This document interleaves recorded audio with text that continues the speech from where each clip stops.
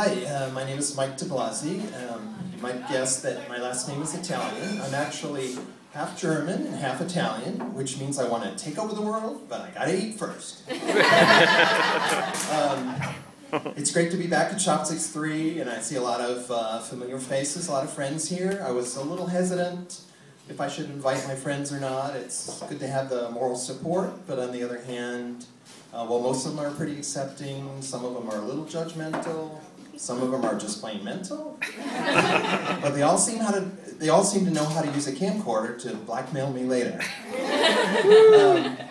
When I was trying to describe where Chopsticks is to my friends, I was saying, well, it's in North Portland, it's not exactly in the middle of nowhere, it's kind of on the fringes of nowhere. I've sung here karaoke many times, probably too many times, but I've had some hits, I've had some misses, but the karaoke jockey here, Abby, yay! She's great, she's very supportive. After one of my little shaky numbers, she said that I have a great personality. She puts up with a lot here at Chopsticks. Sometimes it seems like every night somebody's singing Paradise by the Dashboard Lights or Bohemian Rhapsody, one of these really long songs. And Abby puts up with hearing these songs murdered every night, but on the upside she has a chance to run home, feed the cats, and still get back here to hear the last few screeches of those songs. Speaking of diapers on planes, I don't actually have any diaper material, but this is something they taught us in comedy class, that you have to be able to segue into a new topic. So over the summer, I did take a plane down to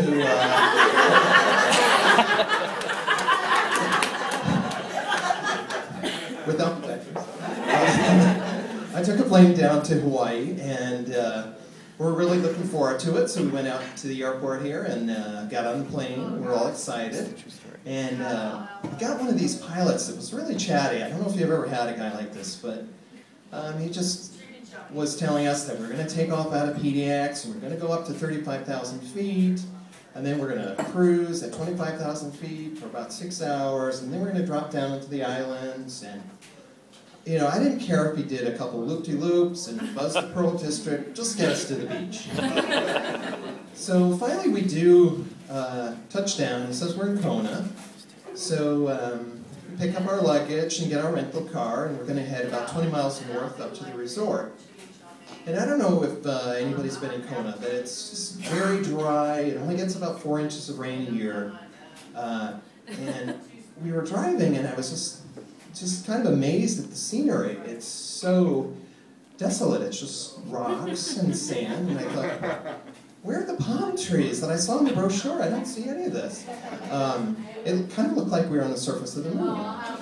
So finally, we did get to the resort, and they must have trucked in some plants and water, because it was really beautiful, very lush, and really enjoyed it. But it was amazingly big, this resort. They actually had a boat and a train to get around this place.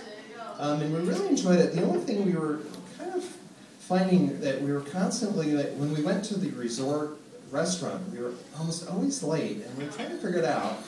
And finally we figured it out that our room and the restaurant were actually in different time zones. So that was the problem. While we were there, we went to, we hit up one of the, hit a lot of the beaches that were close to the resort.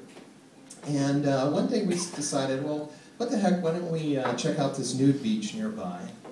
And I thought, that would be kind of interesting, we'll check that out. So we went, and I saw some things there that will probably scar me for life. There were a few people on the beach that probably really shouldn't have been nude. But fortunately, we were going whale watching later in the day, so it kind of got us in the mood for that. I saw a lot of blubber on the beach, and I think I even saw a blowhole. I don't know if anybody's been to the one of the nude beaches here in Portland. There's a couple of them. I saw you, no, all of you. Over the summer, I went up to a beach on the Columbia, and it's a little bit of a hike from the parking lot to the beach. So I was trekking down there, heading up the path, and a couple guys were coming away from the beach, heading back to the parking lot, and they were nice enough to let me know that the pathway was very muddy coming up, and that I should probably take my shoes and socks off so I didn't get them dirty. But what sort of caught my eye about these two guys was they were wearing t-shirts and nothing on below.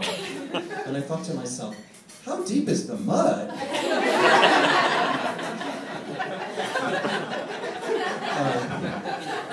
Speaking of diapers in my neighborhood, still don't have any diaper material, but I moved up here from California to a part of Portland called Laurelhurst. And it's a really nice neighborhood. It's a little snooty, but it's pretty nice. And I was talking recently to a guy at work, and he was telling me about there was a big drug bust in his neighborhood. And the neighborhood sounded kind of sketchy. I think it was called Chopsticks Heights. Pretty close to here, actually. And I didn't want him to feel like he was the only one having problems in his neighborhood, so I was telling him in my neighborhood we had a big, almost a riot, because someone was trying to serve red wine with fish. There was also another big dust-up when a family was caught eating an entire meal with a salad fork. Shocking. So, once again, I want to thank everybody for coming out to hear me and hear the other comics. Last night I was in my kitchen and I was just kind of thinking about all the great friends I have here in Portland and my family, how supportive they are, and how much they all mean to me, and how special everyone is. And I realized I've had way too much to drink.